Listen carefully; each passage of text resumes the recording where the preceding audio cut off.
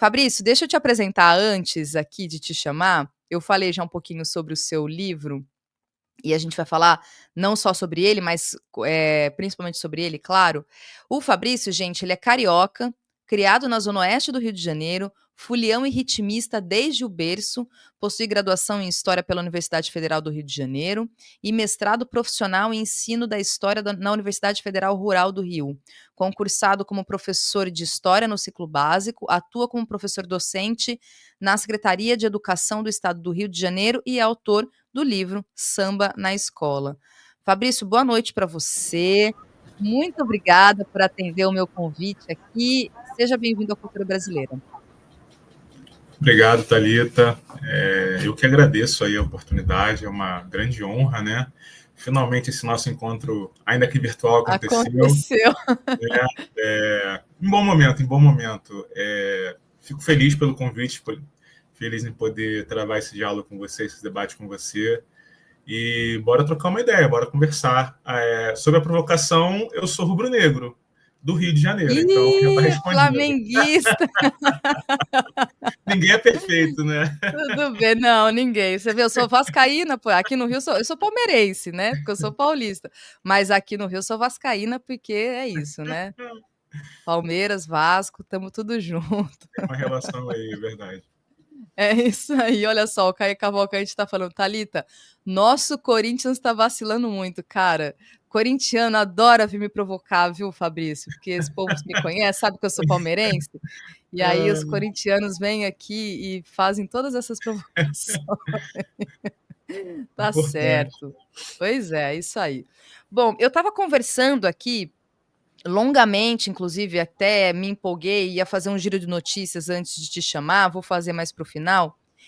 Mas eu estava conversando sobre, enfim, entre outras coisas, até porque o segundo convidado, a gente vai falar sobre religião, né, sobre a questão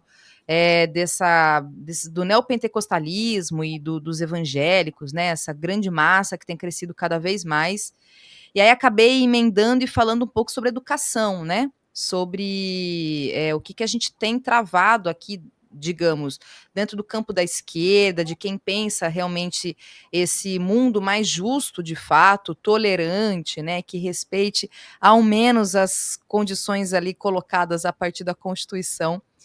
E aí a partir disso aqui, eu queria realmente te perguntar, você que está no chão de sala, né, como costuma se dizer, como é que você tem acompanhado esse movimento? Inclusive porque você tem na sua formação, a partir do seu estudo, seu trabalho, inclusive, a implementação da Lei 10.639 e da 11.645, que é um complemento, né? Porque a 11.645 vai falar sobre educação e cultura indígena. Mas eu queria te ouvir mesmo sobre como é que você está acompanhando esse movimento, que eu imagino que você deva ter muitos alunos que são evangélicos, imagino, aí você pode me dizer, há colegas professores também que são, e te ouvir mesmo, como é que você avalia esse cenário a partir, inclusive, né, dos teus critérios de ensino, né, que você aborda ali a partir de uma lógica da educação antirracista e tudo isso que a gente já vai conversar. Mas essa é a sua primeira avaliação mesmo, queria te ouvir, Fabrício. Beleza. Então, Thalita, amigos e amigas que nos ouvem aqui, né? Como está bastante tempo, né, na sala de aula, né? Estou próximo aí de fazer 20 anos de sala de aula, né? Esse ano em 2025. Então, o que a gente tem percebido não é nada muito diferente, infelizmente, desse cenário mais off-escola, né? Fora da escola, cenário social, né? A gente tem visto cada vez mais um avanço aí das religiões neopentecostais e, muito claramente, eu estava ouvindo você falar ainda no off, Thalita, colocando com muita propriedade, né, de que como esses espaços sociais eles têm sido totalmente cooptados por essa direita mais conservadora, que eu não sei nem se dá para chamar de conservadora, né? Se a gente fosse falar, se a gente fosse direto aí a raiz da, se a gente fosse radical e na raiz, como a própria palavra, né, coloca, uma direita mesmo fascistoide, né, que flerta aí com tudo que há de pior, né, socialmente, politicamente, negando valores básicos, né? Você colocou muito bem, né, que a gente que está desse lado aqui, não se trata de uma coisa já além de ser esquerda ou direita. A gente já está no nível que a gente já está clamando pelo constitucional, né? Pô, siga a Constituição, né? Não é ser de esquerda, não é ser camarada, não é ser comunista, nada disso, né? É se garantir o básico e o mínimo para conviver minimamente ali em sociedade, né? Então, tenho acompanhado também no chão da escola ao longo desse período de quase 20 anos, né, esse processo mesmo de avanço, né? Concordo com você quando você disse, né, o que a esquerda tem oferecido, né, a não ser uma grande lacuna, né, um grande vácuo que tem sido preenchido pelas denominações neopentecostais, pelas suas variantes, pelas suas instituições, né? A gente vê isso em toda parte, né? É uma tomada de assalto. Você vê nos espaços urbanos aí, cada esquina. Antigamente, cada esquina tinha uma, agora cada esquina tem 2, 3 igrejas, né? É a tal da igreja da parede preta, né? Eu tenho alguns amigos também que são neopentecostais, mas que, né, tem uma visão mais crítica, tem uma visão, né, mais constitucional, digamos assim, né? E eles mesmos são absolutamente críticas a essa espetacularização da igreja, né? E na escola a gente percebe. Eu trabalhei durante muito tempo, durante 13 anos, numa região, né, aqui da Baixada Fluminense, em Nova Iguaçu, né? Não era nem o centro de Nova Iguaçu, seria a periferia de Nova Iguaçu, né? Na estrada de Madureira ali, né? Várias comunidades, né, margeiam ali essa rodovia estadual, né? E assim a gente viu esse processo, né, de avanço, principalmente quanto mais precário é um lugar, mais brotam, né, essas pequenas células neopentecostais, né? Concordo novamente com você quando você diz que, né, a esquerda tem basicamente feito uma crítica pela crítica, né, uma crítica sem oferecer nada em substituição ao que promoveu essa crítica, né? Então, as pessoas estão sendo criticadas, não que não devam ser, essa é uma outra discussão, mas beleza, se eu não quero que esse cara ele se bitole, né, naquela situação, eu vou oferecer o que para ele em troca, né? Para sair desse lugar, né, de ser criticado. E a resposta não vem, né? Qual é a alternativa, né, a essa cooptação, ao qual as igrejas neopentecostais, na sua grande maioria, têm servido, né, para a direita e para a extrema-direita, né? Então, a resposta é inexistente, né? E você fica dependendo de pequenos focos, né, de pessoas mais críticas, mais esclarecidas, talvez por ter uma escolarização, né, maior, né, ter conhecido, de repente, um cenário de universidade pública, né, que assim, geralmente tem mais um ar de criticidade e tal, mas são situações muito pontuais, né? A grande massa mesmo, ela está sendo aí colocada, exposta, né, a essa situação. E as escolas são atravessadas por isso, né? A comunidade escolar, as comunidades escolares, né, falando no plural mesmo, elas são também atravessadas, atingidas, né, por essa onda fascista conservadora, digamos assim, né? Eu particularmente, tá? Eu, Fabrício, particularmente, nunca tive um embate com alunos a respeito disso, né? Talvez pelo fato de já estar trabalhando, né, há bastante tempo somente com o ensino médio, né? Então, o aluno do ensino médio, por ele ser um aluno adolescente quase adulto, né, ele tem outras formas de negar aquilo que está chegando a ele, né? Aquela coisa, eles se desligam mesmo, né? Na escola pública, de repente, vai lá, o cara bota no cantinho do ouvido lá um fonezinho e tá pouco se lixando do que você está falando, né? Ou tem muito também, né, a gente não pode negar, né, tem muitos alunos e alunas, principalmente nas comunidades, que são, né, de religiosidade afro-brasileira, né, que vão se identificar com o tema, né, que vão até, de certa forma, fazer coro com a gente.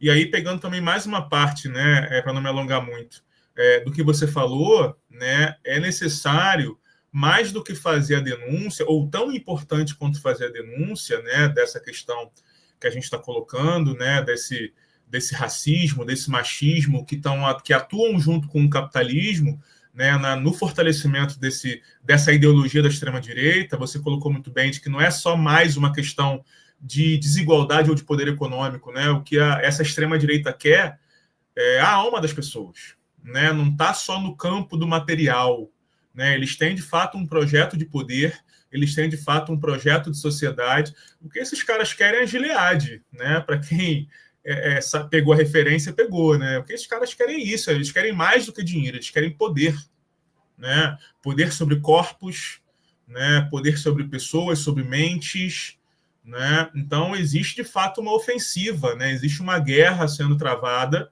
e que eu não sei nem se dá para chamar de guerra, né? Porque, por exemplo, se você pegar lá, para pegar um exemplo aqui, né? Se você pegar lá Israel e Palestina, o que está acontecendo lá não é guerra, é massacre, né? Eu acho que a gente está ensejando no Brasil aqui é mais ou menos isso. Não existe uma guerra sendo travada entre extrema-direita e centro-esquerda ou algo que o valha. Tá tendo uma goleada. É todo dia um 7-1, toda semana é um 7-1 diferente. Né? E aí a gente precisa, para além da denúncia, que é sempre muito importante, eu acho que a gente precisa mesmo fortalecer uma contranarrativa. Né? E aí uma contranarrativa no sentido de fortalecer outras cosmovisões que naturalmente vão se opor ou que vão se colocar como barreiras a essa tomada de roldão que vem sendo realizada aí por essa direita fascistoide aí.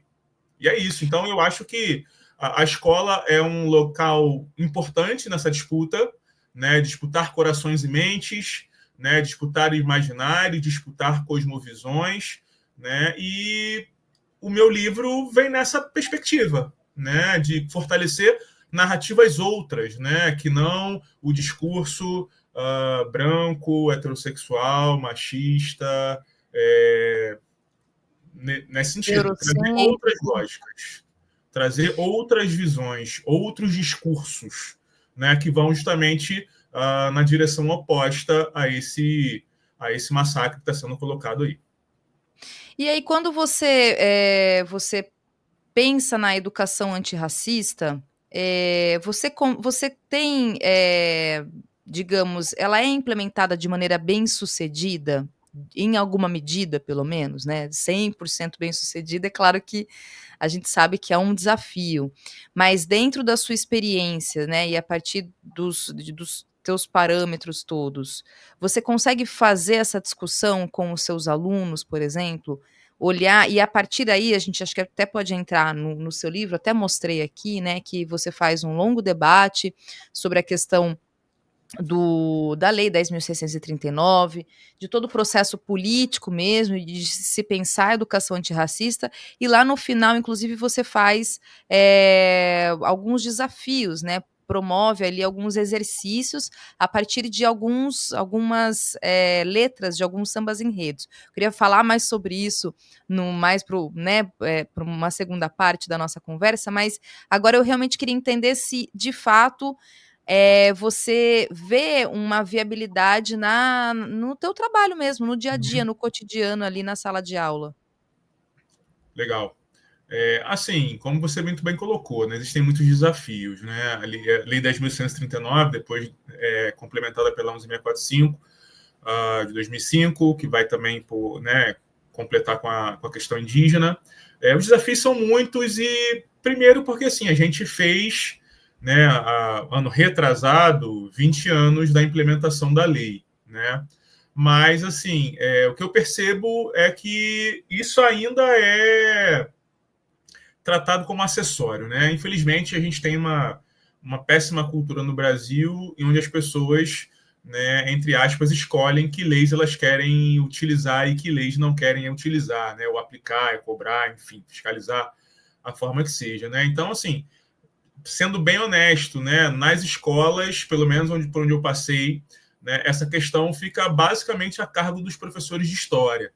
Né, embora a lei fale, né, numa preferência das aulas de história, das aulas de arte também, mas ela é bem clara no sentido de colocar que é um desafio de toda a escola, né, isso é um desafio para toda a comunidade escolar, essa tarefa, né, pertence também às direções, pertence às coordenações, né, enfim. E também não deve se prender unicamente ao mês de novembro ou ao 20 de novembro, né, quando a gente aí promove a luta mais focada aí na questão da consciência negra, né, toda essa discussão, etc. e tal. Né? Existe também uma falta grande de materiais e o meu livro, de certa maneira, vem dar alguma resposta para isso, né? Até porque eu, como você leu na minha bio aí, né, eu sou um cara que milito em escola de samba, né? Estou em escola de samba praticamente toda semana. Inclusive, hoje eu estou faltando um ensaio para estar com você aqui. Tem ensaio lá da UPM, lá, de bateria, mas eu estou aqui, então tá perdoado. O diretor lá já me perdoou por conta disso.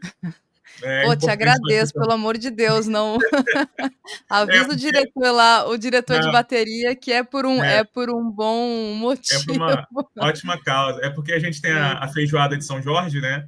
Lá Ah, na sim. Avenida de Padre Miguel, o São Jorge é padroeiro da escola, né? Então, é um evento, geralmente é o evento que dá o pontapé na temporada da escola, é a feijoada de São Jorge. Mas, enfim, voltando ao texto aqui. Então, tem muito desafio, o meu livro, como eu disse, de certa forma, ele vem para dar alguma resposta, né? Pela falta de materiais, eu sou um cara que milita no samba, então, para mim, é muito tranquilo, né? Quase que natural, eu estou sempre falando de sambas enredo na minha aula, eu estou sempre mencionando algum, várias questões de volta e meia eu coloco questão de prova com trecho de samba enredo, né? Ou promovo atividades, né? No dia a dia mesmo com os meus alunos a respeito disso, não é? Então, para mim é muito tranquilo, até porque eu tenho cabedal o suficiente, eu tenho bagagem o suficiente, conhecimento, né? Sou um exímio apreciador de sambas enredo, então, né, vou lá nos anos 70, vou lá nos anos 80, lembro, pô, esse tema aqui, esse personagem histórico aqui, pai e tal. Então, eu tenho esse referencial meio que, até naturalmente, né, tá muito mapeado na minha cabeça.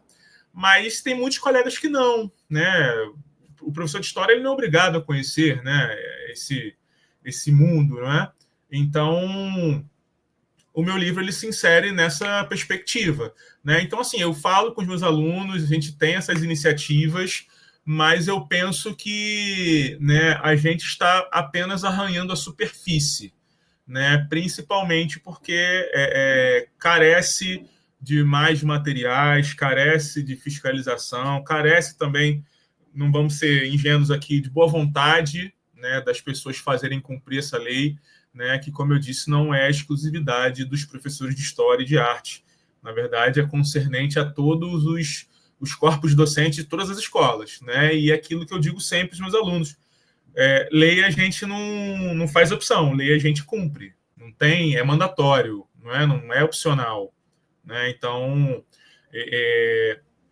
eu faço, né, o que posso, quando posso, né, mas também existem ainda 20 e poucos anos depois muitas lacunas, né, a serem preenchidas que possam aí dar mais substância mesmo para esse processo antirracista.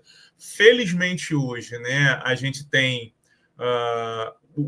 esse antirracismo, ele está, entre aspas, né, na moda, ele virou, se tornou um valor positivo ser antirracista, né, embora a gente saiba que, e você mesmo debate nas suas redes, né, as muitas limitações desse discurso, né, o que é ser antirracista no Brasil em 2025, 2024, enfim, né, existem muitas pegadinhas aí, né, mas então a mídia repercute um pouco dessa questão do antirracismo, muito se fala, existe uma maior acessibilidade a obras de autores e autoras, né, Angela Davis e Catherine Walsh e outras, né? Então, tem bastante coisa, mas eu sinto que a escola poderia ser um lugar a turbinar ainda mais essa cultura de luta antirracista. E você acha que o que falta são instrumentos, assim, ou são, ou faz parte da formação muitas vezes, ou instrumentos, eu digo, por exemplo, um livro como o seu, né, que traz propostas ali, para que se coloque em sala de aula, por exemplo, tem esse caráter pedagógico mesmo, né? O que que você sente de carência mesmo? O que que falta a mais, né? E que também é isso, como você acho que algumas coisas você até já disse, né? Por exemplo, a coisa não ficar limitada só no professor e na professora de história, né? Como se isso fosse apenas uma missão dessa disciplina. Mas o que mais você acha que poderia acontecer para avançar e que não avança? Eu acho que, assim, como você disse, de certa forma eu já respondi. Acho que faltam materiais, né? Eu acho que falta formação também. Lembrando que, por exemplo, né, eu colei grau lá no IFIX, sua casa também, né? Eu colei grau em História lá no IFIX em 2010, né, na graduação lá. Eu saí de lá, fiz uma eletiva de África na época, uma escolha minha, né? Você vê, Hoje já 2010, é 7 obrigatória. anos. A África já é obrigatória agora. Já é, A pois é. África já é obrigatória, Mas mas no é meu isso. caso, 7 anos da lei já tinham se passado, né? Com a lei de 2003, depois de 2005 complementada, né? 5 anos da lei pronta e acabada, e a universidade não tinha feito nenhum tipo de movimento para se adequar, para se aproximar disso, né? Então, assim, é uma lacuna na minha formação. É uma coisa que eu tive que correr atrás no meio de todo esse corre absurdo que é ser professor no Brasil, no Rio de Janeiro, professor da escola pública, né, tendo que sobreviver nessa Babel toda. Então, é uma coisa que eu fui buscar por minha conta. Né? Então, não há também um investimento, o Thalita e amigos, né, falando especificamente da SEDUC do Rio de Janeiro, da Secretaria de Estado de Educação do Rio de Janeiro, não há nenhum tipo de formação aos docentes. Né? Quando muito, e aí no caso, se tratando de educação antirracista, quando muito, chega a cobrança, e às vezes nem chega. Né? Nem a cobrança existe. Né? E quando chega a cobrança. Não há nenhum tipo de formação, não há nenhum tipo de municiamento material. Né? Os professores têm que querer entrar nessa batalha pelo antirracismo. Né? Então, assim, literalmente fica na conta da individualidade do professor. Se ele achar aquela pauta relevante, se ele achar aquela pauta interessante, na verdade não deveria ser assim porque é lei, né? E eu acredito, assim, como eu sou um otimista realista, eu prefiro acreditar que, né, fazer como Paulo Freire esperançar aqui, prefiro acreditar que as próximas gerações de colegas professores, né, já estão com uma outra visão, já estão numa outra pegada. Recentemente eu tive na rede municipal de Angra dos Reis, né, não estou mais a cabeça onerando lá por outras questões, mas fiquei lá uns meses e eu vi muitos colegas, né, mais jovens numa outra pegada, numa outra dinâmica, né, inclusive incluindo, né, o discurso antirracista, as práticas antirracistas. Então, chegou a dar assim, uma pontinha de esperança, né, de que, né, a nova geração de professores, aí, né, 35 menos, vamos dizer assim, eles já estão mais antenados, mais municiados, né, para tratar, né, dessas questões aí. Né, principalmente na escola pública, né, Thalita? Porque a gente sabe que no ensino privado há uma vigilância muito forte. Né? A gente sabe também que aquilo que a gente estava conversando no outro momento aqui, sobre o avanço desse neopentecostalismo fascistoide, né? A classe média ela é o principal foco deste movimento, me parece, não apenas a classe média, mas principalmente a classe média. É ela quem se envaidece dessas bandeiras. Né? Então, nas escolas privadas, há uma vigilância maior, há uma resistência maior. Né? Eu não sei se, de repente, pelo fato de eu ser pesquisador nessa área, pelo fato, talvez, de ser homem, né? Esse embate não chegue a mim de forma mais categórica, mas, assim, eu já ouvi, na aula da colega tal, né? A aluninha lá colocou essa situação ou colocou esse comentário, enfim. né, a gente sabe que a escola pública, nesse sentido, ela ainda menos vigiada, né, um pouco menos vigiada do que o ensino privado, né, e há também uma maior sinergia aí do próprio público, né, à medida, como eu falei, em que parte desse público também professa aí, né, a cultura africana, professa, né, a religiosidade afro-brasileira, enfim, é nesse sentido aí. Você tem razão. Eu acho que tem realmente um avanço, desse neopentecostalismo para as classes médias. Eu acho que você tem toda a razão. Agora, acho que parte um pouco do teu processo, e isso é uma pergunta que eu queria te fazer, acho que passa por você ser usar aqui um termo bem carioca, cria de escola de samba, né? Sem dúvida, sem dúvida. Eu acho que aí eu queria te ouvir muito sobre isso, porque às vezes, né, até quem não tá muito inserido nesse universo, né, até para muita gente que não é necessariamente do Rio de Janeiro ou de São Paulo, que tem mais essa coisa de escola de samba. O Rio é muito mais até do que São Paulo, é mais nichado, é mais uma bolha especificamente, mas mesmo que seja popular, né, o Rio é um pouco, porque também a escola de samba é uma invenção carioca, né, então é uma outra questão. Mas, eu queria te ouvir, como você inclusive se apresenta como cria da mocidade, né, acho da mocidade, da UPM, até me corrija aqui É isso exatamente, mesmo, é né, isso mas mesmo. são as escolas da Zona Oeste. Mas o que que é realmente ter essa formação e o caráter pedagógico de ter essa formação, de dentro de uma escola de samba, né, isso os bambas do samba, né, enfim, já vem falando muito. Inclusive tem uma parte do teu livro, num dos trechos que você fala, do porquê, por exemplo, o Salgueiro chama Acadêmicos do Salgueiro, né. Então, claro que faz parte todo de um processo da história das escolas de samba, da formação delas, inclusive daqueles que formaram as escolas de samba, justamente porque estavam,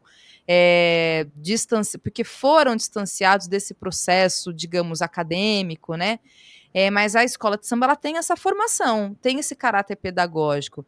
Então queria te ouvir, porque eu acho que talvez esse seu anseio, que faz parte da sua formação, claro, acadêmica, enquanto profissional, mas também vem desse lugar que você, né, cresceu. E também porque você tem pai e mãe, no seu livro você fala isso, né, você é Uhum. filho de ritmista e de uma mãe que também é de escola de samba, quer dizer, isso também é importante. Então, o que é ser um cria de escola de samba e o quanto isso realmente te projeta para olhar para esse mundo, né, enquanto educador e implementar isso a partir do teu trabalho. E aqui, só antes de você responder, deixar esse recado do Caio Cavalcante, que ele lembra muito do Ney Lopes, que do Acadêmico do Salgueiro. Ney Lopes, um grande intelectual, importantíssimo, inclusive, e queria te ouvir sobre isso e o quanto é importante mesmo para quem tem essa formação dentro de escola de samba. Legal. Você falou do Socria, não sei o que lá. Olha só que coincidência, ou não. Olha aqui, a minha caneca, que eu estou tomando aqui meu Cria todinho. não existe mais quente. É cria do mestre André, então, E né? aqui a minha camisa, não sei se vai dar para ver aqui, olha a camisa aqui, ó. Então é isso mesmo, você acertou em cheio. É Padre Miguel na veia, né? Eu digo que eu sou mocidade de nascimento, né? E eu sou o PM por adoção, assim. E é bem isso mesmo, tá? Eu nasci mocidade.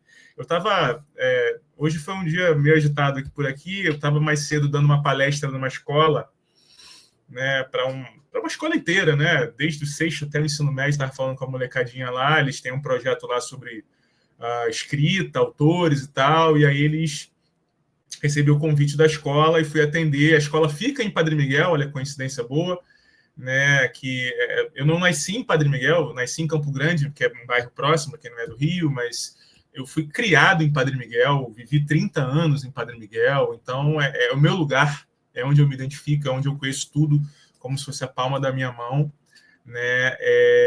Então, assim, eu estava falando justamente sobre isso, de que como eu fui e continuo sendo atravessado por esse mundo das escolas de samba, né? Por essa vivência das escolas de samba. E aí até tem umas questões muito curiosas, né? E é curiosidade mesmo, porque eu sou de 79 e 79 marcou o primeiro título da Mocidade Independente, com o Descobrimento do Brasil, né?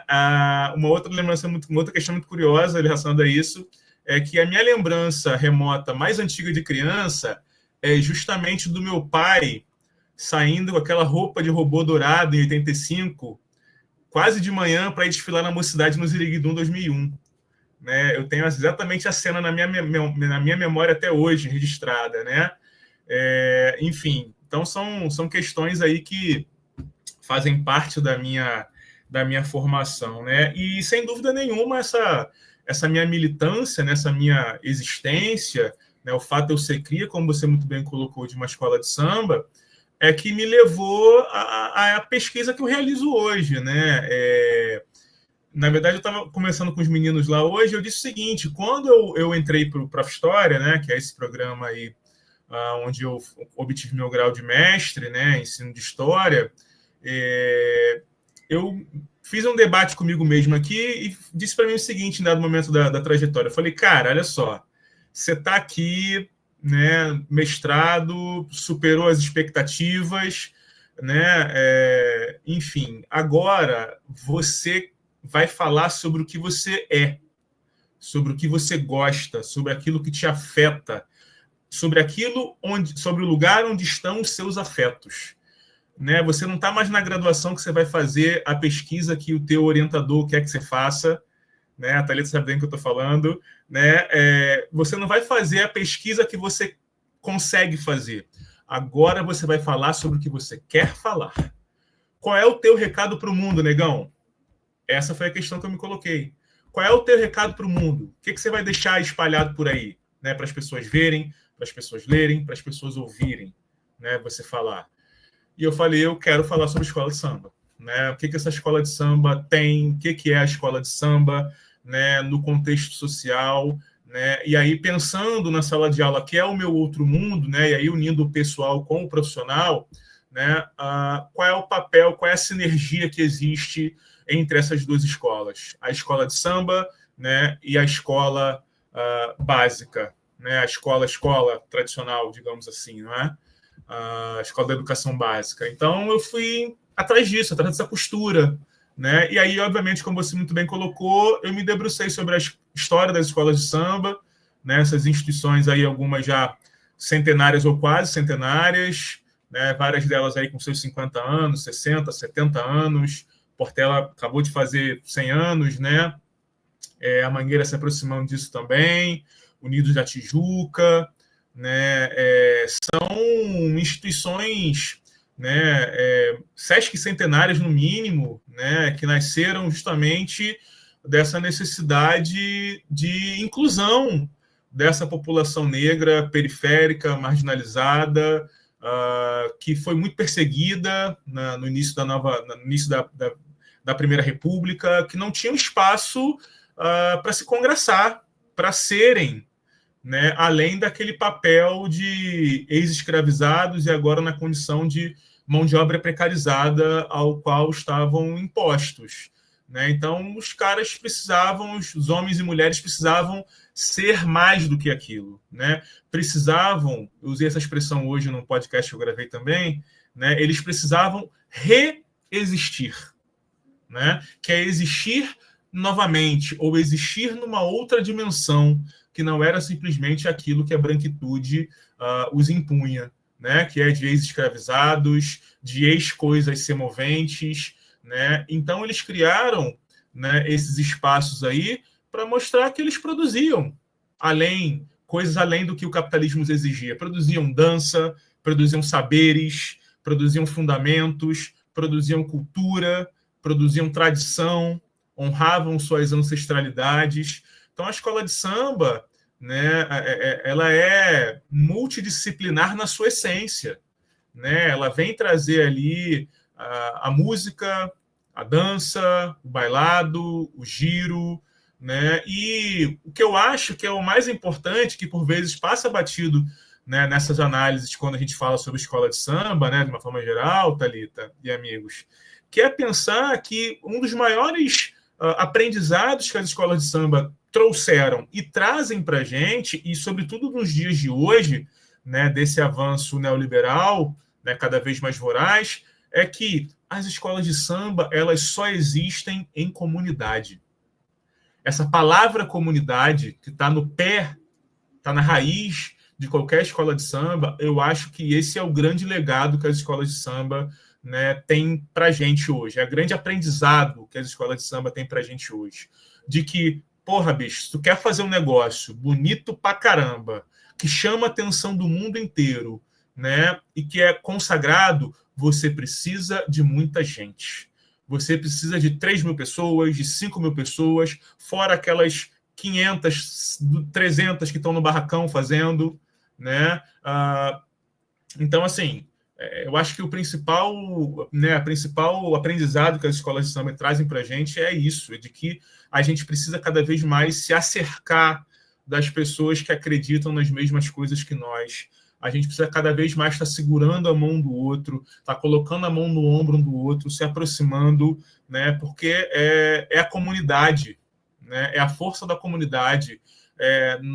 Não existem heróis. O povo é o herói do próprio povo, né? É pensar nos movimentos a partir da base, né? E não existe nada mais a partir da base do que você pensar a própria formatação de uma escola de samba, né? No meu caso, né? Eu que sou ritmista, né? Há 21 anos há 25 anos como ritmista, comecei lá em 2001, né? Desfilando lá no Paraíso da Tuiuti, né? A Tuiuti ainda na época ainda desfilava no Acesso, né? Era aquela configuração em que todo o Acesso desfilava apenas na sexta-feira.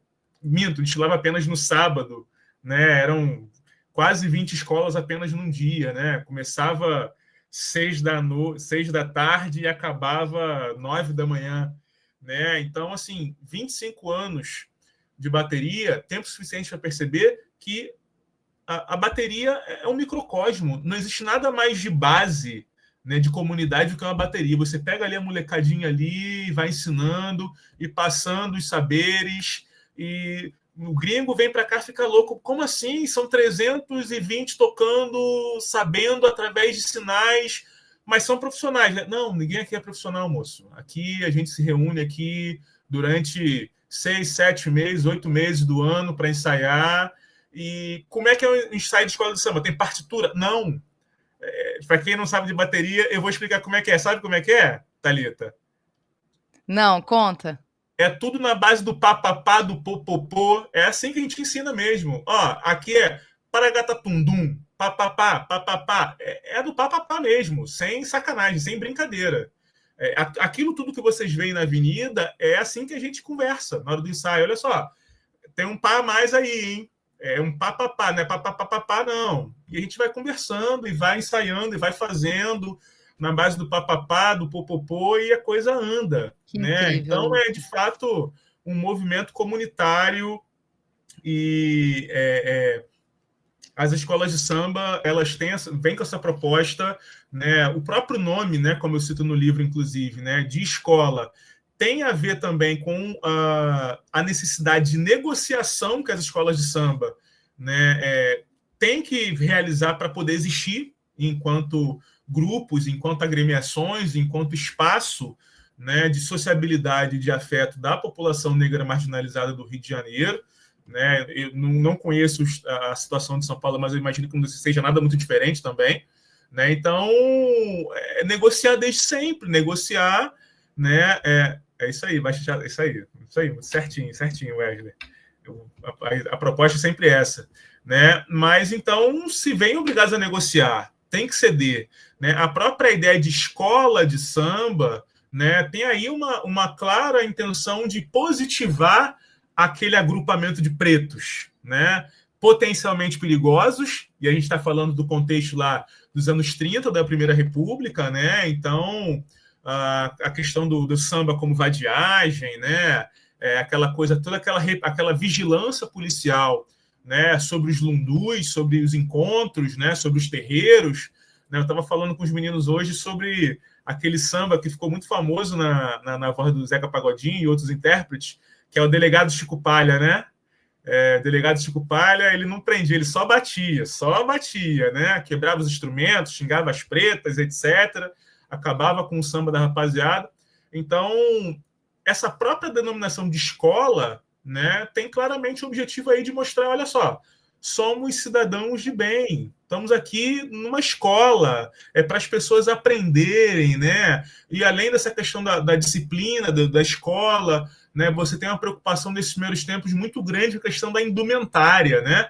Quando você pensa aquele sambista clássico, né? Você pensa naquele sujeito preto, né? Retinto, mas de chapéu panamá, não é isso? De terno, né, de gravata, daquele sapato bicolor lustroso, né, aquela figura do malandro clássico, né, da boemia do Rio de Janeiro. Por quê? Porque malandro que é malandro anda alinhado. Né? Não tem esse negócio de malandro andando de qualquer jeito, de sambista andando descalço. Isso é coisa de escravizado. A gente não é escravizado mais, não. Ou não era escravizado, não. A gente tem que andar bem vestido. Por quê? Nós precisamos ser aceitos por essa sociedade, né, que está aí com a boca aberta para nos mastigar, para nos engolir. Né? A gente precisa dar o exemplo. Né? E dentro dessa perspectiva, você vai ter, né, essas agremiações, essas escolas de samba, né, cedendo em vários pontos pela sua existência, né, inclusive cedendo ao ponto de demorar quase 30 anos para a gente ter um primeiro enredo negro, né, que é justamente lá com a Revolução Salgueirense, né, lá nos anos 60, né, com Fernando Pamplona, depois com Arlindo Rodrigues, né, quando eles vão começar a focar seus enredos em personalidades do imaginário negro, né, Chico Rei, Chica da Silva, Zumbi dos Palmares, né? Então é um momento importante, um movimento importante, onde você vai ter aí as escolas de samba olhando para si mesmas, fazendo um movimento de olhar para dentro, né? Porque até então era o quê? Até então era o que o poder público, aquilo que os governos queriam, né? Falar dos heróis da pátria, e aí vão reproduzir toda aquela narrativa dos grandes heróis brancos, né? De origem europeia, figuras ali que tinham um certo viés de confirmador, né? Daquela nacionalidade brasileira, né? Então é mais ou menos esse processo aí de construção que a gente tem, né? E sempre as escolas de samba aí negociando a sua existência com a classe dominante, com a elite branca. E aí, a partir dessa negociação que vai minha última pergunta, inclusive, Fabrício. Eu queria tua avaliação sobre como é que você tem visto essa nova gestão da Liesa, né, enfim, do carnaval. Aqui só para contextualizar, né, para quem está fora do Rio de Janeiro, há uma liga das escolas de samba, uma instituição que, digamos, organiza os desfiles e institui todo o sistema de regramento. E aí o que se tem de crítica, e é isso que eu queria te ouvir, Fabrício, é que há um processo na Sapucaí, que é onde os desfiles acontecem, né? E aí tem toda uma questão histórica mesmo, uma relação com a própria Rede Globo, com as próprias elites do Rio de Janeiro, com esse carnaval que é exportado mundo afora, o mundo inteiro vem realmente assistir, e que bom, não acho ruim, não, em relação a isso, acho importante. Mas dentro de uma dinâmica capitalista que a gente está, o que a gente tem, e parte da crítica, que eu concordo com ela, inclusive, e aí eu queria te ouvir, é a camarotização, que tem uma galera completamente descolada do que é escola de samba, do que é carnaval, vai lá apenas pelo hype. E aí a gente há uma comunidade que fica completamente apartada, pelo menos ali nos dias dos desfiles. Há uma utilização de cada centímetro da Sapucaí para um viés mercadológico, tudo vira uma grande propaganda, tudo vira algo direcionado para grandes empresas. Teve até carro passeando, lançamento de carro esse ano, por exemplo, na Sapucaí. Exclusividade de marca de cerveja, por exemplo, algo inédito, que até então as pessoas que iam, né, para curtir, enfim, assistir os desfiles, podiam ir ali com a sua bagzinha, né, com a sua bolsa de comida e cerveja, etc., o que é maravilhoso. Eu fiz grandes amigos, inclusive. Tenho grandes amigos, a galera toda que vai, porque é uma experiência coletiva também ir para os desfiles, né, uma experiência de comunidade também, né, Fabrício? Então eu queria te ouvir sobre essa questão, porque me parece, e aí essa coisa dos 3 dias de desfile, de ter show depois, e aí parece que o desfile da escola de samba, que é a grande atração, virou um complemento, um algo a mais, de um show, uma boa atização, inclusive, essa coisa das luzes também. Então, eu queria te ouvir sobre isso, porque eu sou absurdamente crítica, acho horrível. Já coloco aqui a minha opinião sobre isso, mas eu queria te ouvir sobre essa questão mesmo, você que tem muito mais propriedade, tem muito mais tempo, inclusive, de escola de samba, de Sapucaí, para poder falar sobre essa questão toda. Maravilha. Bom, para variar, Thalita, estamos juntos. Eu sou absolutamente crítico também. Eu acho que dessas novidades, né, apresentadas aí pela atual gestão da Liesa, eu acho que a única que talvez eu acho que já veio para ficar, e eu acho que talvez até tenha sido bom, tenha sido o tal dos 3 dias, embora eu discorde veementemente, né, desse projeto de julgamento que esses 3 dias ensejaram. Eu nesse sentido, eu faço coro com o Fabato, né, a respeito da questão de fechar julgamento por dia. É um absurdo, né? Eu acho que a Liesa mirou numa ilusão e acertou numa mentira, né? Então, assim, essa coisa de o julgamento não é comparativo. Pô, sempre foi comparativo. Sempre foi comparativo. É muito difícil não ser comparativo. Até porque quando você imagina que o julgamento não vai ser comparativo, é você subestimar a capacidade de inovação dos artistas da festa. Pô. Quem é que juraria, quem é que vislumbraria, por exemplo, que antes, né, para pegar aqui um exemplo, que antes de Paulo Barros surgir com a alegoria humana, alguém poderia trazer a alegoria humana? Quem é que já tinha vislumbrado isso na vida? Né? Quando é que Fernando Pamplona, Arlindo Rodrigues, Joãozinho 30, que fosse, por mais genial, quem foi que apresentou isso antes? Ninguém.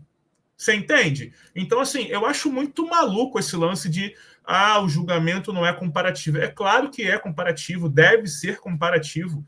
Então, eu acho que essa coisa dos 3 dias da festa, embora eu também tenha ressalvas. Tem ressalvas por quê? Né? Porque, por exemplo, pode ser bom para a Liesa fazer mais dinheiro, né? E aí dizem as más línguas que é por causa dos camarotes, para os camarotes venderem mais, enfim, né? Tem esse lance de ter mais dias de desfile, maravilha, ótimo, né? Até porque o carnaval é uma vez por ano, então fazer um dia a mais não mata ninguém. Para quem gosta de fato de escola de samba, né, acha maravilhoso ter mais um dia. Só que para o desfilante eu não acho tão interessante assim. Não é o meu caso, até porque eu já sou um jovem senhor, mas tenho amigos que desfilam, por exemplo, em 4, 5 baterias. Pô, o cara se demora, o cara vai ter que descer os 3 dias. E aí é mais passagem, e aí é mais tudo, mais gasto, né? Mais custo, mais cansaço, né? Então, e da mesma forma outras pessoas que desfilam em aula também, eu falei de bateria porque é o meu convívio, mas tem pessoas que desfilam mais de uma escola, né? Então, assim, eu acho que os 3 dias vieram para ficar mesmo, tá? Eu acho que não é pouco provável que isso regrida, tá? Concordo com a sua crítica em relação de que existe mesmo um afastamento do público sambista da Sapucaí. Por quê? Porque é ingresso caro, porque é ingresso monopolizado por hotéis, né, por camarotes, né? Existe um flagrante processo de camarotização da Sapucaí, né, onde os camarotes não mais se preocupam em pegar lá aqueles giraus em cima, agora eles estão tomando as frisas também, que era um outro espaço que faz muita falta para quem desfila, muita falta, porque, cara, quantas vezes eu já passei ali com a escola pulsando e a galera da frisa vinha junto gritando é campeão, é campeão. Maravilhoso. Os ensaios, desculpa, assim, mas só os ensaios técnicos, porque eu desfilo na Sapucaí desde 2019, né? Pela Mangueira, desfilei pela Portela, desfilei pelo Engenho de Dentro também. Nossa, esqueci o nome da escola. Arranco. Então, assim, os ensaios técnicos que é gratuito é outra parada para quem está desfilando. Outra vibe. Porque a galera do camarote não sabe nem o que está fazendo. É uma coisa.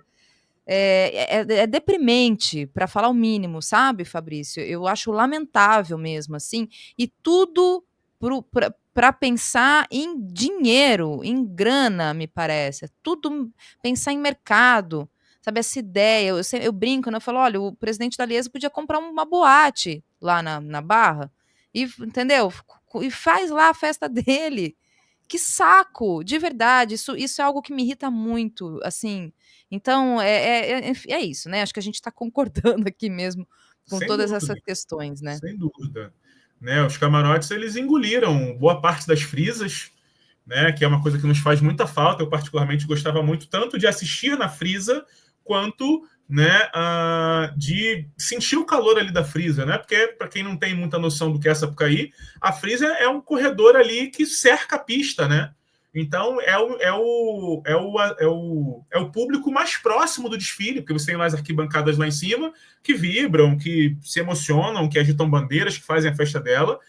Mas, pô, é lá longe, né, cara? O termômetro da pista é a frisa, né? É a frisa. A vibração tá ali e você se contagia por aquilo e fica ali né, um bate-bola muito legal. Então, assim, existe um projeto flagrante mesmo de camarotização, né? Assim, é uma pena que isso tenha chegado ao samba. Já é um processo que vem caminhando, né? A São Clemente, desde 1990, ela vai denunciando isso, né? Como aquele samba antológico que até ganhou reedição recentemente, mais recentemente, né? Então não é um processo de hoje, né? O próprio Império Serrano falava lá em 84 sobre as super escolas de samba SA, né? Com Bumbum Bate-Cumbum, né? Esse processo aí de entrada mesmo, de espetacularização das escolas de samba, e o próprio sambódromo vai exigir isso, né? Com o seu gigantismo, com o seu tamanho, né? Enorme, na contramão daquilo que, por exemplo, né, Candeia, né, vem denunciando, o próprio Ney Lopes, que foi citado aí mais cedo também denunciando, né? Lá com a sua escola de samba lá da região lá de Acari, como é que era o nome? Era Quilombo, né? A Granes Quilombo, né? Aquele projeto deles lá, essa coisa de esconder o sambista e de uma coisa luxuosa nos desfiles das escolas de samba, em detrimento dos fundamentos da escola, em detrimento, né, da comunidade, do bailado, da música, né? A gente passou por um processo também de aceleração das baterias, que agora, infelizmente, vem sendo revertido. Cada vez mais as baterias tocam num ritmo mais cadenciado, né, de certa forma mais próximo aí, né, do que era antigamente. Enfim, tem uma série de questões. A questão do julgamento eu discordo absolutamente, a questão dos camarotes eu discordo absolutamente, né? Enfim, então eu vejo com muito temor, sendo bem honesto, né? Eu acho que a administração da Liesa, né, melhorou alguma coisinha ali mercadologicamente, mas eu acho que os desfiles de escola de samba, eles meio que continuam ali rodando em círculo, né? Uma coisa que não caminha para aquilo que a gente entende que seria o melhor para a festa, que é o próprio povo se reencontrando com a mesma, né? Eu acho que Exatamente. eu vejo um movimento aí inverso, né? Hoje em dia, por exemplo, né, acabaram algumas pérolas da Liesa, que era, por exemplo, o tal do fax, né, para conseguir ingresso, né? Mas, em compensação, hoje a gente mesmo com QR Code, os hotéis e os camarotes tomam tudo. Tá pior que Rock in Rio, Thalita. Né? A abertura abre para vender ingresso, em 6 minutos já não tem mais ingresso. Sim. É uma loucura. Coisa do passaporte, abrir para ingresso para final de mês, que o povo tá sem dinheiro, já não tem nem saldo no cartão de crédito. Quer dizer, assim, é É uma completamente descolado do loucura. povo. Uma Completamente loucura. descolado do povo, completamente fora da realidade. É lamentável mesmo, e dá para se ver que isso é coro de todo mundo que pensa e vivencia o carnaval Claro. ao longo do ano, a escola de samba, que é o mesmo coro. Todo mundo tem as mesmas críticas, faz as mesmas colocações, porque a gente está vivenciando, vivendo, né? Tem uma coisa que a gente fala sempre: a gente não ensaia para desfilar. A gente desfila para ensaiar, porque na verdade não é o desfile em si, é o processo, é disso que a É gente isso. gosta, É na isso, é verdade, isso. né, aquilo que está acontecendo ao longo do ano.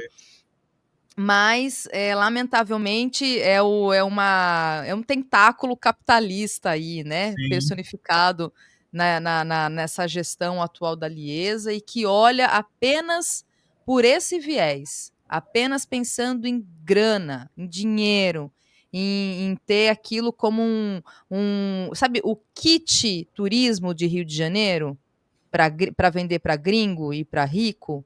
É isso. Venha para o Rio de Janeiro, conheça o Cristo, o Pão de Açúcar, a Praia de Copacabana e vá para Sapucaí. Não que tudo bem, não é falar que para negar isso, mas é que não é essa a proposta da Sapucaí, tampouco das escolas de samba, né, Fabrício? Não É, é isso, sabe? infelizmente, existem poucas coisas que representam mais o Brasil do que isso aí, né? Esse processo de exclusão do popular, esse processo de cooptação, né? É incrível. Isso é uma marca, isso é uma coisa que está quase no nosso gene, né?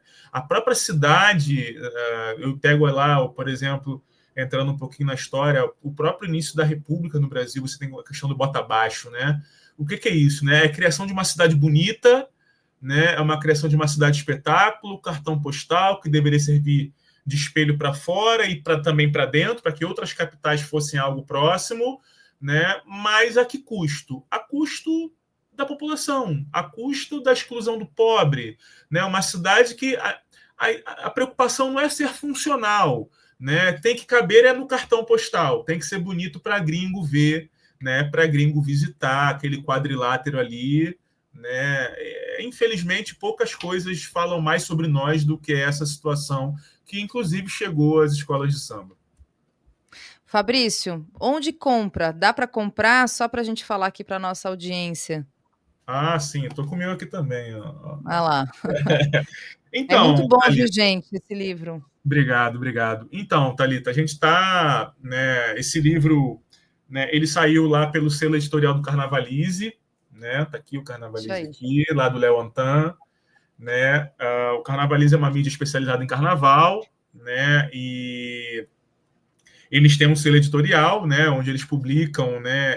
Obras relacionadas, né? Que fazem então nessa área de fronteira aí entre a academia e o carnaval, né? Obras acadêmicas que abordem de alguma maneira o carnaval. Não existe apenas o meu livro, existem outras obras lá, né? E especificamente uma notícia que é boa e ruim ao mesmo tempo.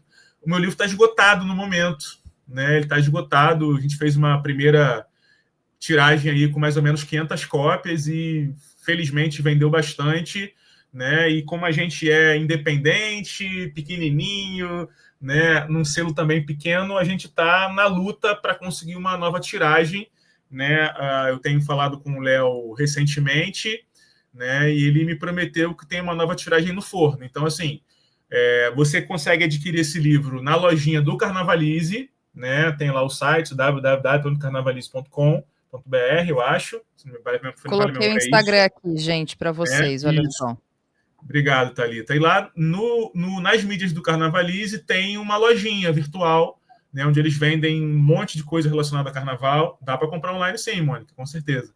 Né? Eles vendem um monte de coisa lá relacionada ao carnaval, inclusive o meu livro. Tá? Então, na lojinha virtual do site Carnavalize, você encontra lá o Samba na Escola. Boa. Fabrício, obrigada. Queria conversar muito mais aqui, porque falar de carnaval, escola de samba, a gente vai embora, né? Mas Vai, com certeza. a gente precisa realmente, a gente tem um outro assunto aqui com o nosso segundo convidado, tem algumas notícias também que eu preciso colocar aqui, mas te agradeço mesmo pela sua disponibilidade, força aí no teu trabalho, parabéns, sucesso pelos teus projetos todos aí. E é isso, tamo junto. Mais uma vez, obrigada. Valeu. Eu que agradeço aqui a oportunidade, né, de falar na cultura brasileira, falar com você. Sabia que essa tabelinha ia ser para lá de 10 e estamos aí, sempre espalhando a palavra, lutando pelo certo, né? A revolução tem que ser bom para todo mundo. Valeu? Boa, valeu, Fabrício. Tchau, tchau, até a próxima.